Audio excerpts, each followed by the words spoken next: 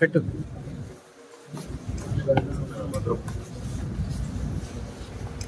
ఇలా ఒక్కొక్కరికి చుట్టుపోతే టైం సరిపోతుంది.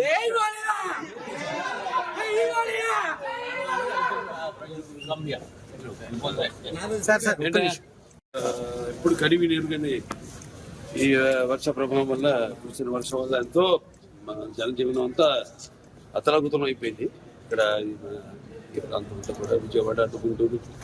సో మనం కూడా చెప్పడం జరిగింది 50 సంవత్సరాలు పూర్తి చేసుకున్న సందర్భంలో ఇట్లా నాన్నగారి నుంచి కూడా ఎలా ఆయన ఎప్పుడు ఎటువంటి విపత్కర పరిస్థితి వచ్చినా రాష్ట్రాలకి, అంటే ఇప్పుడు ఆంధ్ర తెలంగాణ కాబట్టి ఏ రాష్ట్రమైనా ప్రాంతాలు వేరైనా మన అంతరంగాలు ఒకటేనన్నా, ధ్యాసలు వేరుగా ఉన్నా మన భాష తెలుగు భాష అలా అన్నింటినీ కలిపారు ఎన్టీ రామారావు.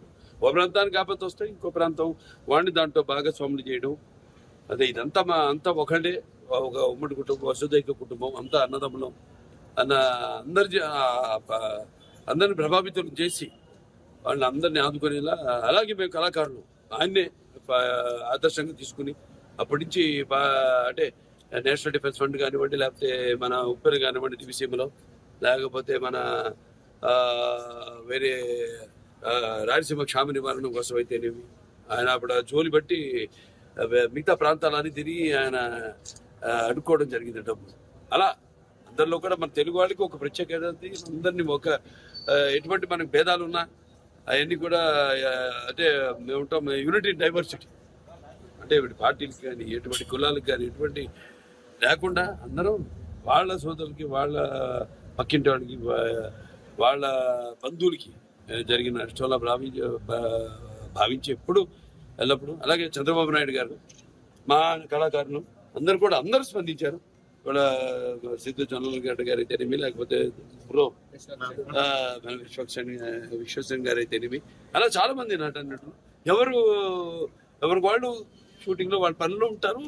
ఇప్పుడు మాకు ఖాళీ దొరికింది కాబట్టి ఒక్కరోజు వచ్చేసి, ఎందుకంటే ఇప్పుడు అనౌన్స్ చేసి చాలా రోజులైంది, వచ్చేసి మా సహాయార్థం ప్రజలకి ఇక్కడ బాధితులకి ఈ యొక్క సీఎం రిలీఫ్ ఫండ్కి ఏదైతే వచ్చింది మేము అనౌన్స్ చేసామో అది ఇవ్వడానికి వచ్చాం. అలాగే చాలా మంది కూడా ప్రభావితులయ్యి వాళ్ళు అనౌన్స్ చేయడం జరిగింది.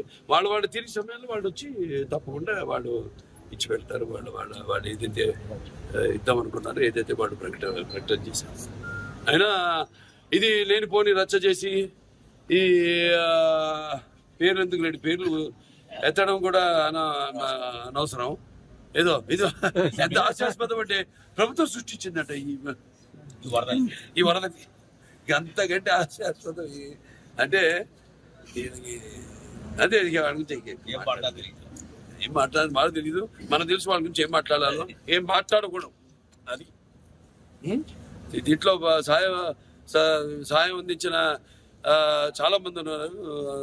అక్షయ్ వాడు ఉన్నారు, భోజనాలన్నీ అందరు కూడా ఇప్పటిదాకా 10 లక్షల ప్యాకెట్లు, వాళ్ళు రోజుకి 2 లక్షల ప్యాకెట్లు వాళ్ళు కూడా ప్రభుత్వ సహాయ సహకారాలతో వాళ్ళు కూడా మంగళగిరిలో ఈ వంటగది పెట్టి వాళ్ళు ఎవరికి వాళ్ళు అందరూ కార్యకర్తలు అయితేనేమి, నాయకులు అయితేనేమి అందరూ కూడా దీన్ని ఒక